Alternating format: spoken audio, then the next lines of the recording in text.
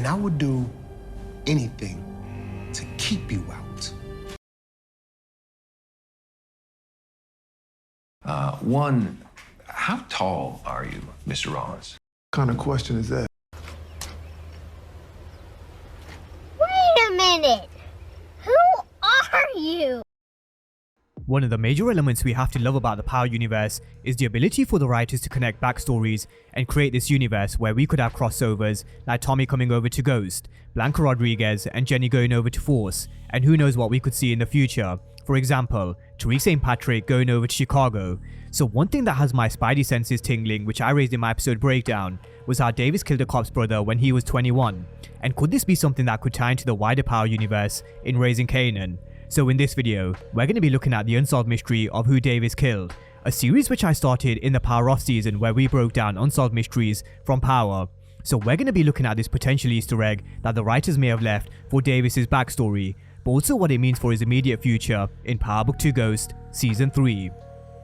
Now, Theo used to run the streets with his little brother, Davis Maclean, but now they sit on the opposite sides of the law, with Theo serving an extensive prison term, and Davis, off his win in the Tasha St. Patrick case, he's now the biggest defense attorney in New York. But they both know had the past played out differently, Davis could have been locked up alongside his brother.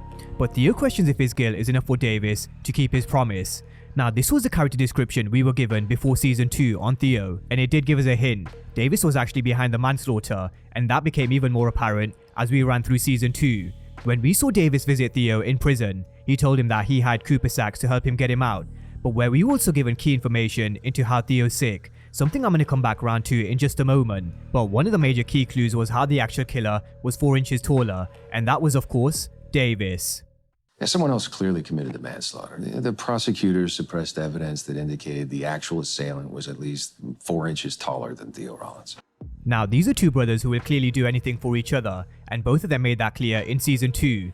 But the fact that time is ticking for Theo meant that we've seen Davis push Saxe harder on the case. Theo's suffering from hepatitis B and D, and he can only be put on this drug trial if he's released from prison, but that really does risk the truth being exposed. Now, something we have to keep in mind is that Jenny's taken a key interest in this case, and she asked Saxe to find out why this case is so important to Davis, which he now knows after his visit to Theo in prison. But I'll let my brother know you stopped by. The moment that Theo said he let his brother know that he stopped by was the moment Saxe knew, but he also questioned his medical records, because his medical records stated that he was around 5'11", but the public defender's report said that the assailant was around 6'3" or around 6'4". So Saxe was able to connect the dots that Theo took the deal even though he knew about the height difference. So when we saw Saxe press Davis, he admitted that Theo was his brother, which is why the case was so important to him. But Saxe confronted him about how he was the one who committed the murder, and this is where we learned about the backstory about why and how Theo ended up in prison instead of Davis. Davis was only 21 when this went down, and he wanted to confess, but Theo made a choice. This was at a time where Davis had just been accepted into Columbia law, and he didn't know the system as he does now, and that's when they pushed a deal on them, so Theo made a sacrifice. Now, Cooper Saxe may be a lot of things, with the CI being one of them, but he is a man of justice, and he doesn't want to see Theo rot in prison for something Davis did. Can't believe I agree with you. I'm gonna help you get Theo out. Yes. Now, this is where Saxe really does find himself a little conflicted. On one hand, he does agree with Davis, but on the other, he's working undercover for Jenny as a CI, and she wants to know why Theo's case is so important for Davis. So what does Saxe exactly do? This definitely gives us a clue that at some point Theo will be released, but why does Theo have a gun to Saxe if he's the one who helped him? It goes back to Theo telling Davis he'll do anything to keep him out of prison, and we all know Saxe, he's playing double agent, and so at some point, I do think it's going to be revealed Saxe is working undercover. So I do expect Davis to be exposed at some point and potentially being put in a very vulnerable position. But something else did come out of this meeting between Davis and Saxe. The man that Davis killed was a cop's brother, but who was a cop's brother? Who exactly did Davis kill when he was 21?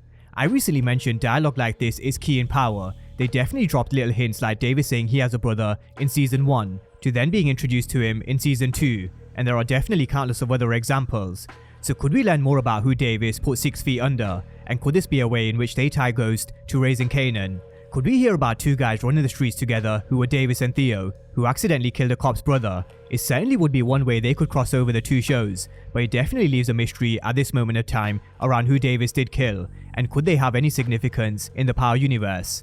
So that's a breakdown of the story behind Theo and Davis, and how we could add this to one of the unsolved mysteries in the Power universe. Whether that's a question they'll answer, who knows. But definitely drop all your thoughts and theories surrounding this story with Davis Maclean, Theo Rollins, and Cooper Saxe. And as always, thank you guys for watching, and I'll see you next time.